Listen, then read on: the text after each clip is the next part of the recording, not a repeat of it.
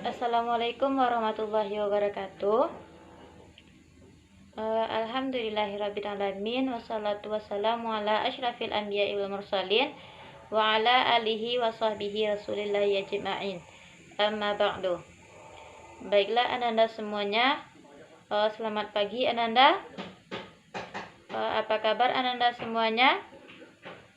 Oke, semoga ananda semuanya dalam keadaan sehat walafiat. Selanjutnya, sebelum kita memulai pembelajaran kita pada hari ini, alangkah baiknya kita berdoa terlebih dahulu. Berdoa dimulai, berdoa selesai. Oke, siapa yang tidak hadir pada hari ini? Ketua kelas, apakah ada di antara teman-temannya yang tidak hadir pada hari ini? Alhamdulillah, semoga ananda semuanya hadir ya. Oke, baiklah kita memasuki materi kita pada hari ini, yaitu siapa yang tahu apa materi kita pada hari ini? Tunjuk tangan, siapa yang tahu materi kita pada hari ini? Nggak ada yang tahu ya materi kita pada hari ini? Oke, materi kita pada hari ini yaitu tentang konsep umrah. Nah, sebelum kita memulai pembelajaran kita, sebelum Ibu menjelaskan materi kita pada hari ini, siapa yang masih ingat apa materi kita minggu lalu? Ada yang ingat materi kita pada minggu lalu? Nggak ada yang ingat ya? Oke, materi kita minggu lalu yaitu tentang berani sikap jujur. Nah, jadi apakah ananda semuanya sudah menerapkan perilaku jujur dalam kehidupan sehari-hari? Semoga ananda sudah menerapkannya ya. Oke. Nah, jadi ananda harus bersikap jujur, karena jujur itu suatu kepercayaan. Jika ananda berbohong kepada orang lain, maka orang lain tidak akan percaya ananda lagi. Jadi jangan sekali-sekali untuk berbohong kepada orang lain. Nah, contohnya seperti ananda makan di kantin, makan bakwan 10 buah, terus ananda bayarnya 5 buah. Nah, itu sudah menerapkan perilaku tidak jujur dalam kehidupan sehari-hari. Maka janganlah ananda untuk berbuat bohong. Nah, ananda harus jujur karena Allah menyukai orang-orang yang jujur. Nah, itulah sekilas materi kita minggu lalu. Nah, selanjutnya kita masuk materi kita yaitu tentang umrah. Nah, siapa yang tahu apa itu umrah? Ayo, tunjuk tangan, siapa yang tahu apa itu umrah? Nah, tidak ada yang tahu ya. Nah, apakah Ananda ada membaca materi kita tadi malam? Sebelum Ananda belajar, apakah sudah membaca materinya? Enggak, belum ada yang baca ya? Oke, biarlah Ibu jelaskan materi kita. Oke, umrah itu menurut bahasa yaitu mengunjungi atau berziarah. Nah, jadi umrah menurut bahasa itu mengunjungi atau berziarah.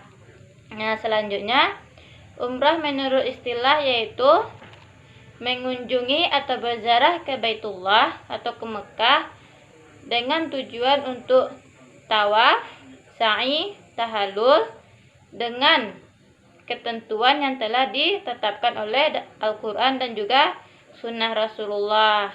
Nah, itulah pengertian umrah menurut bahasa dan juga istilah. Oke, selanjutnya masuk kita kepada hukum umrah. Siapa yang tahu apa itu hukum umrah? Tunjuk tangan, siapa yang tahu apa itu hukum umrah? Nggak ada yang tahu ya? Oke, hukum umrah itu terbagi menjadi dua. Nah, hukum itu ada beberapa ulama yang mengatakan umrah itu hukumnya wajib, dan juga ada yang mengatakan umrah itu hukumnya sunnah. Jadi ada dua pendapat tentang hukum umrah. Ada yang mengatakan wajib, ada juga yang mengatakan sunnah. Masuk kita kepada dalil umrah. Nah, dalil umrah itu terdapat dalam surah Al-Baqarah ayat 196. Nah, yang berbunyi, Bismillahirrahmanirrahim. Wa atimmul hajja wal umrata lillah. Yang artinya sempurnakanlah ibadah haji dan umrah karena Allah. Jadi dapat kita simpulkan bahwa kita melaksanakan ibadah umrah dan haji itu karena Allah. Oke, selanjutnya masuk kita kepada syarat umrah. Nah, siapa yang tahu apa itu syarat umrah? Tadi Ibu lupa. Nah, nanti Ibu akan membagi Ananda 3 kelompok. Jadi Ananda nanti diskusi kelompok setelah Ibu menjelaskan materi kita pada hari ini. Paham Ananda semuanya? Oke. Selanjutnya, siapa yang tahu apa itu syarat umrah? Nah, syarat umrah adalah yang pertama itu beragama Islam. Jadi, jika Ananda beragama Islam, maka laksanakanlah ibadah umrah. Kalau Ananda beragama Kristen, tidak boleh melaksanakan ibadah umrah. Selanjutnya, berakal. Nah, syarat yang kedua itu berakal.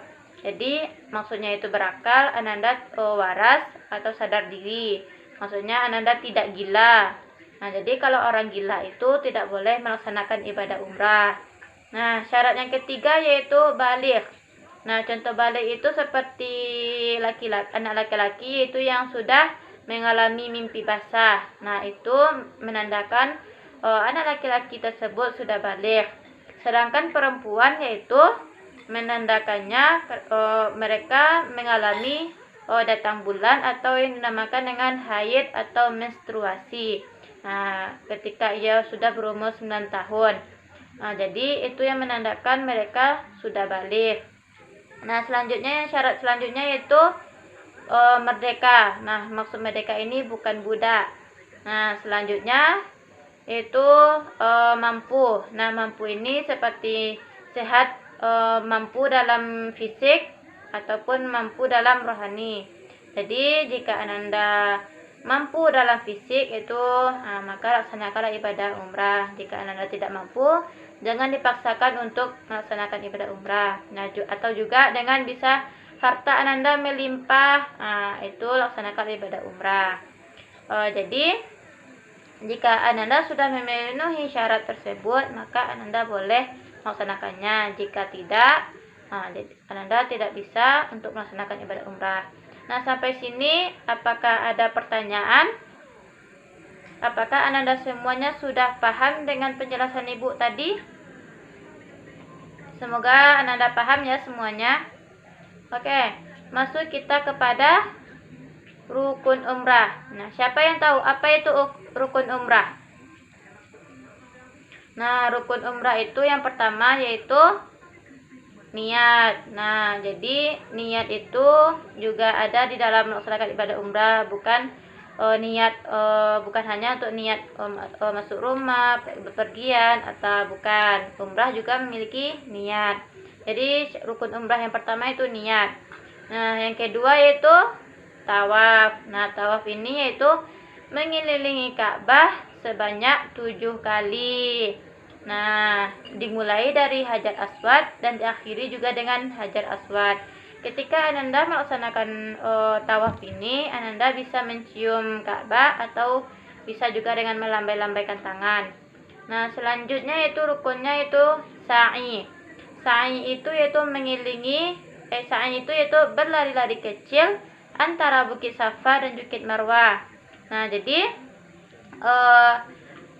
bisa dikisahkan dengan Nabi Ismail, yaitu ibunya mencari air minum untuk putranya sehingga bisa dinamakan sekarang yaitu air Zam-Zam. Nah, rukun yang selanjutnya yaitu tahallul. Nah, tahallul ini yaitu memotong rambut, bisa 3 helai ataupun 1 helai.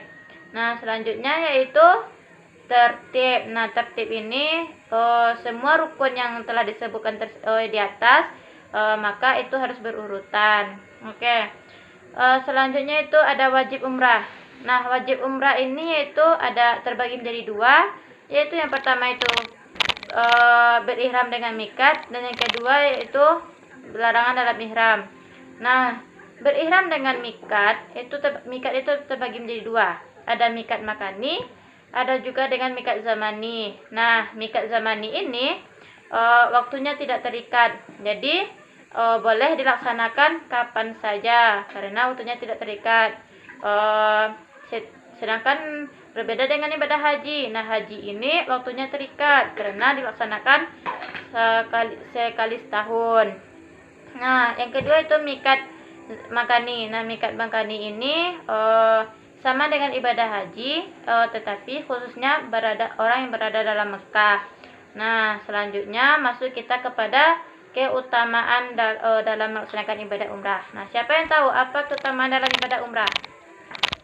Oke, yang pertama yaitu menghapuskan dosa. Nah, jadi Ananda pergi umrah itu bisa menghapuskan dosa-dosa Anda.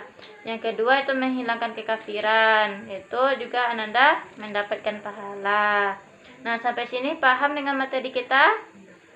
Apakah ada pertanyaan terkait materi kita? Nggak ada ya?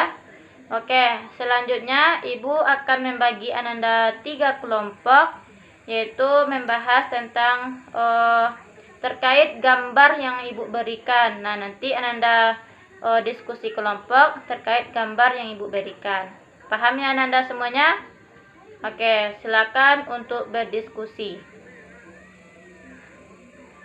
Selanjutnya itulah materi kita pada hari ini.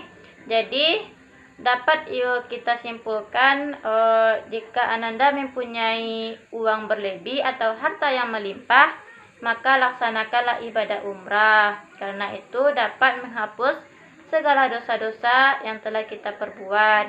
Jadi bisa juga harta tersebut kita sedekahkan kepada orang yang lebih membutuhkan. Demikianlah pembelajaran kita pada hari ini. Ibu sudahi dengan Assalamualaikum warahmatullahi wabarakatuh.